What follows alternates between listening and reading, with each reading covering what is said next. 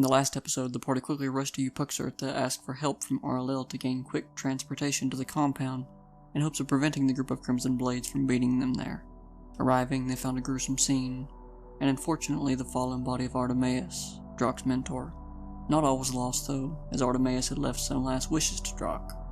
Fulfilling those last wishes of his great mentor, Drak traveled down into the ruins where he fought the vengeful spirit of Vandrin, and blasted his way into the interior of the unopened ruins. In his investigation, he discovered a large statue sitting strongly on a pedestal with markings. Drak read the markings and awoke the long-dormant minor deity, Ilarion, warlord of Equilibrium. After making the hard decision to stay and take on his rightful duty as leader of the Wardens, he said goodbye to the rest of the party as they made the trek back to Chloria to wait on what adventures were to come. Welcome to Narrative Tales, where we transform our epic tabletop adventures into immersive audio stories.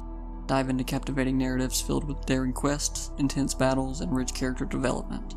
Each episode brings our thrilling campaigns to life, offering a unique blend of storytelling and fantasy. Whether you're a fan of immersive tales or enjoy epic adventures, Narrative Tales delivers excitement and drama straight to your ears. Subscribe and join us on this journey through fantastical worlds, and hit the notification bell to stay updated on our latest episodes. The party made their solemn journey back to Chloria.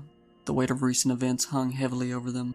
They had lost comrades and witnessed the aftermath of brutal conflicts. Now as they approach the city, a foreboding plume of smoke rises into the sky. Moore squinted against the horizon. Well, that doesn't appear to be a great sign. Something's on fire. I hope it's not the tavern. Anything but the tavern. Reuven nodded, his anxiety palpable. We need to quicken our pace towards the smoke. As they hurried forward, a horrifying scene unfolded. A two-story house was engulfed in flames, its once sturdy frame now a raging inferno. Several townsfolk stood by, buckets in hand, but instead of dousing the flames they merely watched, helpless and resigned. Are they empty buckets? You put water in the buckets, what are you doing? Reuven questioned, frustration bubbling beneath the surface as he took in the sight of the onlookers in action. Are there people in the house? Morse proposed. There were people in the house, Reuven confirmed. As the party stood amidst the chaos of the burning house, an uneasy tension hung in the air. Morse broke the silence, a hint of urgency lacing his voice. Hey, what is going on? What's happening here?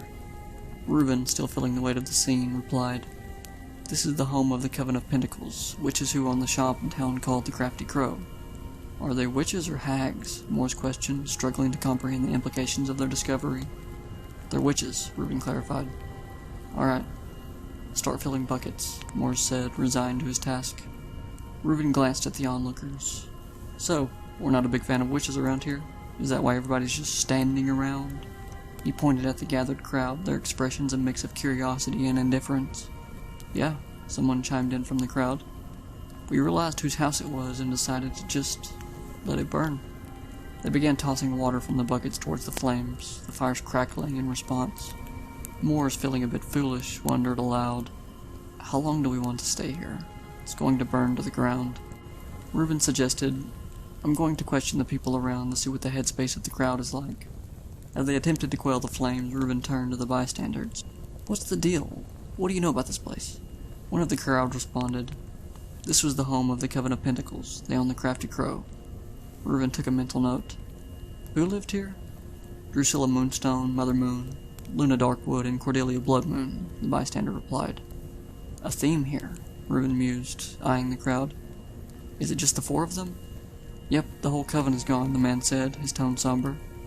Morse, processing the information, realized the implications. So that means their shop is unattended? Reuven's eyes sparkled with mischief. Let's check that out. Morse agreed, his intrigue piqued. We need to figure out why the house burnt, whether it was intentional or unintentional, and loot whatever we can. As they neared the main gates of Chloria, a familiar voice echoed in Reuven's mind. It was RLL calling for their attention. Whenever you get time, I need you to come see me. It's urgent. Alright, Reuven replied, processing the sudden urgency. Morse turned to him. What was that? Reuven smiled. RLL, she's a friend, not a witch. Yeah, she's the one who teleported us, Morse recalled, easing a bit. Exactly, Reuven confirmed. She needs us, but there's something afoot we could take care of swiftly. If nobody cared about the witches burning down, they probably won't care if their stuff goes missing. Let's go check it out, Morse agreed, his excitement building. Their banter continued as they made their way toward the crafty crow, ready to uncover the mysteries that awaited them. The shop stood out from the others, a small, green, cottage-style building leaning slightly to one side, its whimsical design almost inviting. The party notices a group of people walking in and out, carrying various items. "Looks like we're not the first ones with this idea," he said, observing the activity. "No, and I bet everything's been taken," Morse said, disappointment creeping into his voice. "Hold on, they're witches. They wouldn't have all that good stuff just sitting out on the floor," Reuben insisted. "Let's go inside," Morse urged. As they stepped inside, the air felt thick with lingering magic. Reuben's eyes scanned the room. Looking around, they noticed something behind the counter, slightly obscured. "Hey, there's a trap door," Reuben exclaimed, pointing. "Let's check it out," Morse said, eager to see what lay beneath. But as they approached, they discovered it was locked. "Do you have tools?" Morse questioned. "Not exactly, but I've got a dagger and some ninja stars." After a few fumbling attempts, he exclaimed, "It's harder than I thought, I can't get it." "Let me try," Morse said, taking over the effort, but he struggled too. Frustrated, Reuben said, "Let's just break it open." "Alright," Morse declared, swinging at the lock. With a determined swing, he landed a solid hit. But the lock held firm. "Not enough," Reuben said, getting frustrated. "This is taking way longer than I thought it would," Morse exclaimed. Finally, with a grunt of effort, Morse slammed his shoulder against the trapdoor, and it gave way. "There we go." Inside, they found a dagger, its blade etched with intricate runes. "Dibs!" Reuben called out, eager to claim it.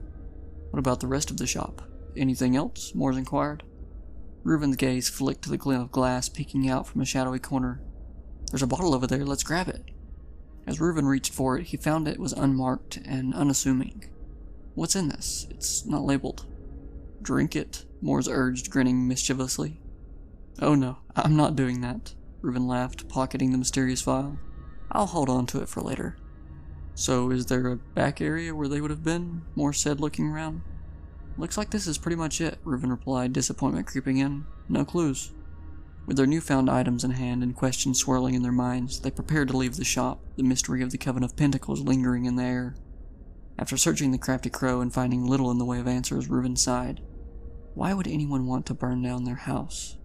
"Other than the fact they're witches, they weren't really sought after," Morse replied. "Guess we'll leave then," Reuben said, feeling a mix of disappointment and curiosity. Right. As they approached the school, they spotted Arlel waiting for them, accompanied by a figure that towered over her. Reuben squinted, taking in the imposing sight. "Who's the giant?" he asked. "This is Rexar," Arlel introduced, gesturing to the muscular man beside her. "He's a member of the former group known as the Rowdy Rebels. They were on a journey to Mount Camford when they were ambushed by a man named Vissel Torres and his acolytes. Rexar and one other member survived." "Did one of them go by the name Drusilla?" Morse asked, recalling their earlier investigation. "Yes, Drusilla Moonstone. She stayed behind while Rexar and the others went ahead. I'm sure you've seen the smoke," Arlo continued. "The same group that attacked them is responsible for the fire at the Coven of Pentacles." Reuben raised an eyebrow. "I found this bottle in their shop, but it wasn't labeled, and I'm scared to drink it. Do you want to?" "Great thief. Terrible snitch," Morse muttered under his breath. Arlel cleared her throat, bringing the conversation back on track. "Rexar, this is Reuben and Morse. They're my last hope at the moment." "Hello," Rexar said, his deep voice rumbling. He seemed a bit out of place, a giant in a room full of uncertainty. "So, Arlel," Morse said, "what's Rexar have to do with what's going on?" "As I said before, Rexar is a member of the Rowdy Rebels," Arlel explained. "They were investigating a powerful mage, one who got to them first. You've noticed the tip of the magic school tower is broken off, right?" "Yeah," Reuben nodded. "What happened there?" "That happened shortly after graduation. We tried to keep it under wraps, but it ties back to what Rexar and his group were facing. The other member who survived chose to return to our family. That leaves Rexar alone." "Sounds rough," Morse said sympathetically. "Right," Arlo continued. "He can't handle this alone, and I wouldn't ask if it weren't serious. This is beyond anything you faced before. On behalf of Chloria, I humbly ask for your help." Reuben crossed his arms, considering. "So, Rexar needs a team, and we're the only option?" "Exactly," Arlo confirmed, her tone earnest. "Great," Reuben said, shaking his head in disbelief. "What about the other guy? The leader of the Wardens. What happened to him?" Rexar inquired. I tried to contact him, but he didn't respond, Arlo replied, her expression somber. He decided to retire, Moores answered. Alright, well, right now we need to focus on what's ahead. Are you willing to help Rexar? Arlo said. With a reluctant but determined nod, Reuben and Moores exchanged glances, recognizing that this was a crossroads they couldn't ignore. Fine, let's do this. Reuben squinted at Rexar, a hint of skepticism in his voice. So your group got ambushed, and now you're alone? Yeah, that's the gist of it, Rexar replied with a sigh, clearly weary of recounting his tale. Moore shrugged, confirming what Reuben had said.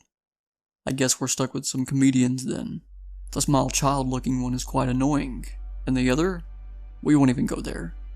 But if this is the best we've got, I suppose it'll have to do. If you want our help, you can't be picky. Beggars can't be choosers, Reuben quipped. Rexar interjected. Is there anyone else in this group I should know about? Anyone else I need to keep alive? We do have a mage, Moores said, looking slightly embarrassed. He's off wandering somewhere. Albus is here, Reuben pointed out, glancing around. He's just being quiet.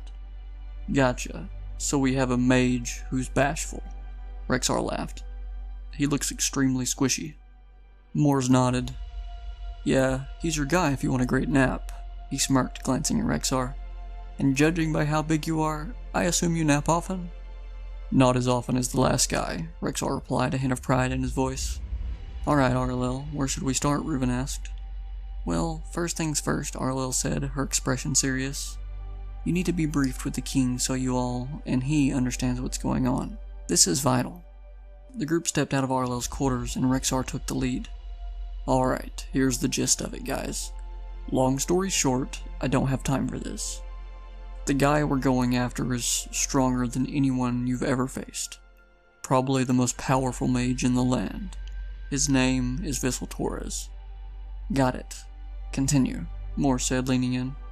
He's probably one of the most powerful mages in the entire land, Arlo continued. The last known record we found mentioned that he had gone to Mount Camfort, which is where the rowdy rebels were headed when they were ambushed. He attacked us, leaving me and Farley as the only survivors. As far as I know, Drusilla is dead and her entire coven has been burned alive, Rexar added. I was hoping to meet this Drock character.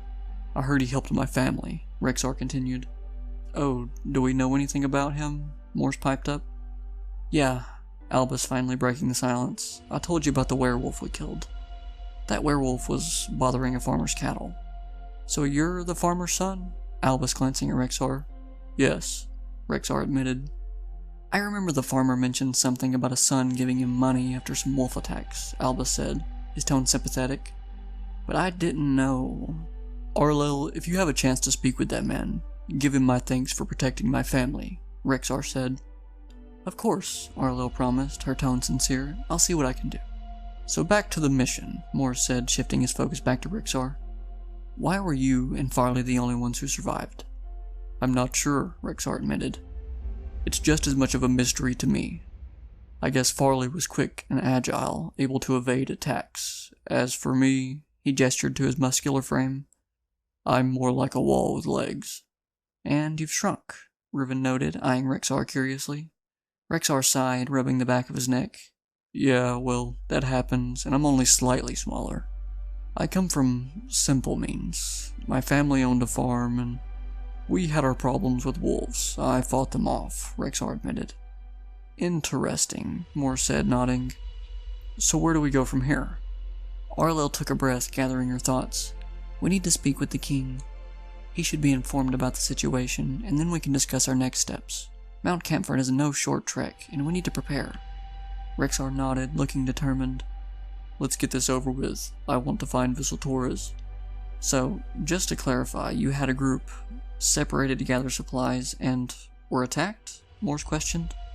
Rexar scratched his head, trying to piece together his own convoluted story. We had Drusilla, a witch with magic hair. Then there was an archer, Farley, with a weird little creature obsessed with the stones in my axe. Once they seen my strength, we joined forces, and together we became the Rowdy Rebels, along with, McTerrence, I believe his name was. McTerrence? Moores echoed, trying to keep up. So you all went adventuring, gathered supplies, and then split up? Exactly, Rexar confirmed.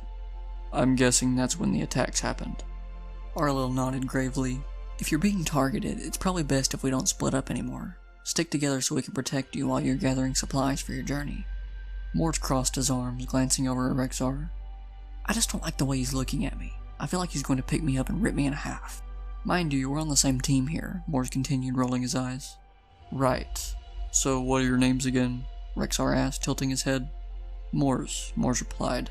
And I'm Reuven, the smaller companion added. Reuven, was it? Rexar confirmed. Yeah, Reuven, he nodded. He doesn't get bigger like you, Mors chimed in. No party tricks. Well, not those kind of party tricks, Reuven retorted. We like to have fun around here. It's how we pass the time. It's going to be a long journey. Is there not a sense of humor on your farm? Mors quipped, a grin spreading across his face. You seem like a very cut-and-dry kind of person, Reuven commented, shaking his head. Enough banter, Arlo said, her tone shifting back to seriousness. Let's get to the king and let him know what's going on. With that, the group walked into the castle. Just follow me, Arlo instructed as she led them through the corridors until they reached a large room. Inside sat King Ulrich, who looked decidedly stressed. Out of nowhere, he pulled a flask and took a swig before stashing it away. Well, this is interesting. Are they the ones you've been talking about? He said, eyeing them. Arlo stepped forward. Yes, I guess I'll start. A little over 100 years ago, there was a man. A boy, really. He was incredibly intelligent. He had all the knowledge of the arcane, but no matter how hard he studied, he couldn't cast magic. Tales spread of him attempting to gain power through less favorable means, trying to make deals or pacts with dark entities, but no one wanted him. Perhaps he was cursed. Arlo continued. Despite his setbacks, he continued learning at the school, but without the ability to cast even the most mundane spells. Then, one day it changed. He started small, just enough to get by. But soon people began coming down with strange afflictions, not sick, but weak. Then people started disappearing. The tension in the room thickened as Arlo went on. We discovered that in order to use magic, this man, Vissel Torres, had to take it from items and, eventually, people. Concern etched on her face. He started small, siphoning just enough from objects, but greed took over, and he began to siphon from people as well. Eventually he took too much, and that's when people started disappearing altogether. What happened to him? Mors asked, his voice low. Later we found out he developed a method to summon dragons. He captured them and drained their magic, leaving them as nothing but dust. And then, one day we had an emissary from the dragons come to us, disguised in human form. A dragon emissary? Reuven's eyes widened. Yes, Arlo confirmed. The dragons had noticed their kin disappearing and gathered together, which is a rare event. They sent their emissary to King Ulrich's ancestor at the time, and we began hatching a plan to storm the castle. Arlo paused, her gaze distant. After months of planning, we finally gathered a coalition. Mages, dragons, and countless foot soldiers all set out for Vissel Torres' stronghold. A battle raged, one that claimed many lives. That's actually where Albus's parents died. She hesitated, then added, and yes, Albus knows. Rexar's face softened. So, what happened? Arlo sighed. Eventually we defeated Vissel Torres. It was hard won, and I could go into the details of the battle later. But what matters now is that he's returned. Apparently a small group of his followers managed to resurrect him. And now he's back. With a vengeance. The rowdy rebels discovered this when they went to investigate his old castle.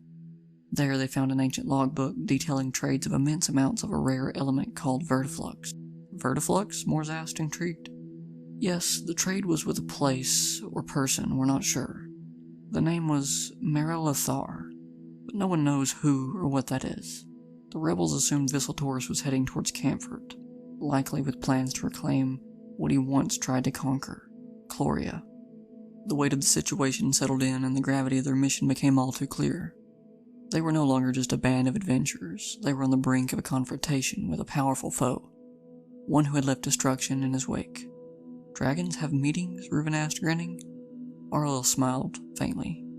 Yes, Reuven, but only for matters of great importance. Dragons are solitary by nature. It takes something monumental to make them unite. So, he failed at school but stayed, only to become this powerful? Mors asked, raising an eyebrow. Yes, Arlo replied. He was brilliant, and we couldn't understand why magic didn't work for him. We thought he'd eventually find his way, but, well, here we are. We've got to stop him, Mors muttered. So, Your Majesty, if we're to travel to Mount Camford, we'll need some supplies and... He paused, eyeing Rexar. Some assurance that Rexar here won't turn on me halfway there. The king gave a small nod. Supplies can be arranged, and a reward will be provided upon your successful return. And, I'd like documentation, Mors added, stating that anything that happens to these horses isn't our responsibility. A chuckle spread through the room. A horse for each of you, along with a cart, can be procured, the king confirmed. But understand that near Mount Camford, you'll be going into dense jungle, far from any main roads, added Aurelil. Perfect, Reuven grinned. Now what's our plan once we reach the mountain? Charging in axe first won't work, Rexar added, narrowing his eyes. Our previous battles against his acolytes showed us that. Rexar hefted his axe, nodding. I swing, I hit things. That's how I do it. Yes, but this time, Aurelil replied. We need more than brute strength. If we're to succeed, we'll need strategy. The weight of their task settled over them as they prepared to embark on a journey that would test every ounce of their strength, strategy, and resolve. Are we sure I can't just get rid of the little one? Rexar asked, eyeing Reuven with a skeptical squint. Not if you want to survive this, Mors replied, arms crossed. He's harder to spot than you are, and we'll need that. Rexar shrugged. Fine, but only if I get a swig from whatever's in his flask. Absolutely not, the king replied with a dry look. Now off with you. After gathering the supplies they needed, Mors turned to the others. If we're headed to Mount Camford, let's make sure we're well stocked. We'll need 1 or 2 weeks worth of food and resources considering it's a journey through dense jungle. Good point, Reuven added, and maybe we should check on Farley Keenblade before we leave. Aurelil shook her head. Farley's long done with adventuring, and I doubt she'd come out of retirement for this, but no harm in checking, I suppose. Their supply gathering led them to a shop with a peculiar name, the Janky Magic Shop. They walked through the doors, and Reuven's eyes widened as he took in the towering shelves stuffed with magical oddities. A dusty dragon skeleton hung from the rafters above, lending an eerie charm to the place. The shopkeeper shuffled up, looking them over with a raised eyebrow. Welcome to the Janky Magic Shop. Name's Bribble. What can I do for you? Reuven leaned forward, speaking in a low tone. I need boots. Something stealthy. Bribble tilted his head thoughtfully. You want sneakers, then? Lucky for you, I've got a pair that'll help you move without a sound. He handed Reuven a pair of dark, supple boots. And for you? He turned to Rexar. Anything to make you lighter on your feet? Rexar snorted. You got something that'll make my axe hit harder? Well, no enchantments like that in stock, but perhaps a snack or a salad to help lighten the load, Bribble smirked. Reuven stifled a laugh while Rexar shot Bribble a look, but Mors cut in, lifting a mysterious flask he brought with him. Can you identify this? Bribble popped the cork and sniffed the flask, his brow raising slightly. This here's a moderately strong healing potion. Not bad. Reuven took out a dagger, holding it up for Bribble's inspection. I'd like to know what enchantments are on this. Bribble examined it carefully. It's an enchanted dagger. Solid magic, but nothing too flashy. Mors, watching, nodded thoughtfully. And one more thing, I've got this great sword here with some strange runes. Any idea what it does? Bribble inspected the sword's edge, tracing the etchings with his fingers. This is also an enchanted greatsword. Strong, but a bit large for you to wield effectively. Mors nodded, setting the sword aside. Well, we'll take the boots then. Bribble wrapped up the boots as the group prepared to depart. Bribble tapped his chin thoughtfully as he glanced at Reuven's list of potential gear. Alright, let's look at what else we've got, he began, pulling items off various shelves. I've got this little bottle here. Pop the cork, and it'll smoke up the place. Creates a nice, thick fog screen. Perfect if you need some cover. Then there's this ring here. It makes you invisible for a short time. He paused, gauging Reuven's interest. Interested? Reuven nodded. That'll do. Oh, and if that wasn't enough, Bribble continued, clearly in his element, I've got these 2 gloves here that'll make you a bit more dexterous. Seems like they'd suit you. There's also this crown that can let you teleport every so often if you're into the flashy stuff, and... He held up a dagger, grinning. This has a touch of poison built into it. Magic base, so it doesn't run dry. Rexar leaned over, smirking. But nothing that couldn't make me hit harder? Bribble chuckled. Not quite, but I've got a ring of protection. Might come in handy if things get rough. Rexar raised an eyebrow. You think I need the crown too? Could help my image, he teased. maybe make me look a little bit friendlier. Definitely, Reuben shot back with a grin. We could work on that. We'll take it all. All of it? Excellent. Let me just get you a total price. After some more back and forth, Bribble tallied up the items. With everything you're picking out, let's see, that's a total of 75,000 gold. Rexar's jaw dropped. 75,000? We don't have that much. Well, Bribble scratched his head, for a bulk purchase, I could break it down to, say, 50,000? Moore stepped forward, eyeing Bribble with a challenging look. You know, I think you can go a bit lower. How about 45,000? Bribble shifted uncomfortably. Alright. 50,000 gold, and I'll throw in a discount for you next time. The party mulled over, finally deciding on the stealth boots, the dexterity gloves, and the ring of invisibility, settling at 15,000 gold for just those items. Reuven made the final exchange, securing their gear for the journey ahead. Reuven, Rexar, and the rest of the group wrapped up their shopping with Bribble at the janky magic shop, each securing some useful gear for their journey. After settling on the stealth-enhancing boots, gloves of dexterity, and the ring of invisibility, they left satisfied with their haul, and Bribble, happy with a sizable sell, wished them well. With Bribble's enchanted wares stowed, they followed Rexar to the blacksmith to prepare their equipment. The blacksmith, a burly half-orc named Bert, greeted them with a nod as they approached his forge. "Bert, my man," Rexar called out, holding up his axe. "Think you can get this sharpened up for me?" Bert examined the axe, nodding approvingly. "For you? Yeah. I'll get it good and ready," he said, setting to work with practiced ease. The group watched as he expertly honed the blade, sparks flying in the firelight. Moores, watching with a glint of interest, sidled up beside Bert. "Hey, Bert," he began. "I'm a bit of a ranged weapon guy. You wouldn't happen to have any smaller, lighter crossbows, would you? Maybe something like a repeating hand crossbow?" Bert scratched his head thoughtfully. "Not really my specialty. I'm more into making standard bolts and the like. If it's a more intricate crossbow you're after, though, the janky magic shop might be able to help you out.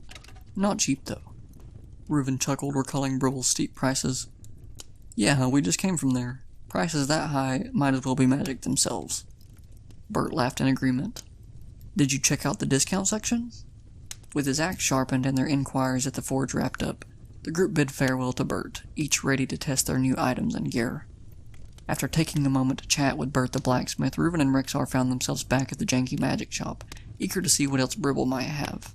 After all, they'd spent a decent amount of gold already, and maybe there was something hidden in Bribble's discount section that they could still find useful. "Bribble, we're back," Moores called out. "Bert gave us a nudge to check out your discount section." Bribble perked up and gestured to the back of the shop. Yes, my discount section. Right this way. Just a heads up, these items are a bit of a mixed bag. They're either things I've taken in on trade, items with unknown effects, or maybe a bit broken? All sales final, as is."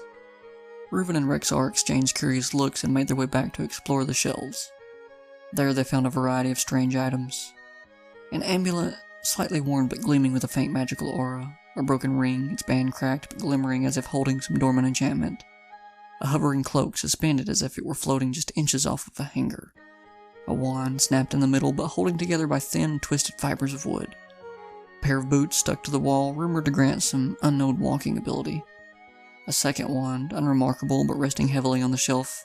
Simple wood, but with an odd gleam. A shield, scuffed yet sturdy, with faint remnants of runes on its edge. A set of gauntlets, worn and slightly cracked, still emanating a faint magical warmth.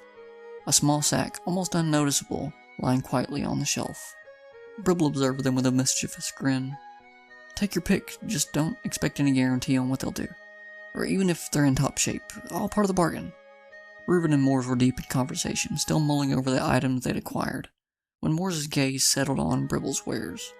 "Say, Bribble, I don't suppose you have anything similar to these?" Moore said, gesturing to the twin hand crossbows strapped to his belt. "I'm looking for something with a little more firepower, maybe something faster." Bribble's face lit up. A man who knows what he wants. Give me a moment." He turned, disappearing into the back room, and returned holding a pair of sleek hand crossbows. "These may look like your average hand crossbows, but they're anything but," Bribble explained with a satisfied grin. "They have a speed enchantment. which means each pull of the trigger fires twice. An impressive piece of work, if I do say so myself.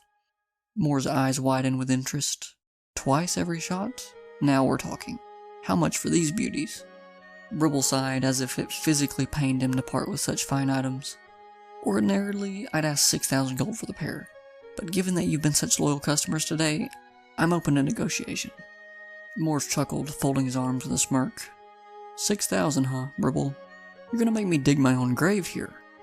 How about something closer to half of that? Bribble feigned a look of horror, but his eyes gleamed with amusement. Half? You wound me. I'll do 5,900 as my lowest starting point for repeat customers. Reuven chimed in, clearly enjoying the banter. Come on, Bribble, we both know Moors will be back here dropping more gold next time we're in town. How about showing us the real customer discount? Bribble looked between the two of them, putting on a show of reluctant contemplation before grinning. Alright, how does 4,000 sound? And that's with you trading in those old crossbows of yours, Moors. Moore scratched his chin thoughtfully, pretending to mull it over. 4,000, huh? What if I send a few more adventurers your way? You'll be flooded with business. Bribble chuckled, shaking his head.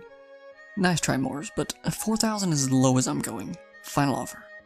Reuven clapped a hand on Moore's shoulder. Take it, Moors. Bribble's practically giving them away. Moors grinned, extending a hand. Deal, Bribble. You drive a hard bargain. With the crossbows secured, Reuven's gaze roamed over the remaining items. Now about that cloak in the discount section, and those boots stuck to the wall. How about we add those in too? Bribble raised an eyebrow. Ah, so you're interested in the more eclectic items. The cloak? I've got marked at 1,000, and those boots? Quirky but effective, or 1,500. Reuven feigned a look of shock. Quirky boots and a cloak for 2,500? Bribble, you're bleeding us dry. How about 1,500 for the both? Bribble laughed. You're crafty, Reuven, but let's be real. 2,000 is the best I can do for you. Reuven grinned and shook Bribble's hand swiftly. Deal. Quick, Morris, let's grab these before he comes to his senses. The two adventurers scooped up their purchases and made a swift exit, barely hearing Bribble's laughter as they headed out the door. Did you catch that? Morris said, clutching the newly acquired cloaks and boots. These crossbows fired twice, and those boots, he chuckled at the thought of them being stuck to the wall. What a find! As they gathered their gear, Rexar couldn't help but feel a twinge of anticipation. Are we all set? Do we have everything we need for our journey ahead? Reuven nodded, checking his pack one last time. I think we're ready. Let's just make sure we're prepared for whatever might come next. With that, the adventurers stepped out of the janky magic shop and into the bustling streets, ready to embark on their next adventure towards Camford, where untold dangers and treasures awaited. The dim lantern light of the janky magic shop faded behind them as the adventurers left, laden with enchanted items and newfound confidence. They had haggled fiercely, bartered with wit, and gathered tools that might offer a glimmer of hope in the dark ahead. As they regrouped and prepared to set forth, they couldn't ignore the subtle unease that accompanied their new gear, the uncertainty of whether their choices would be enough to face the looming threat. With every step, the city of Cloria seemed smaller in the distance, the weight of their purpose bearing down on them. And in the silence between their conversations, Visseltaurus lingered, a specter of doom waiting to be confronted. Yet, as dusk fell, a strange sense of unity held them together. Allies, friends, perhaps even a family in the making. They would soon face trials beyond their mere bargains and enchanted trinkets. Their journey had only begun, and together they would either conquer the shadows or become part of them.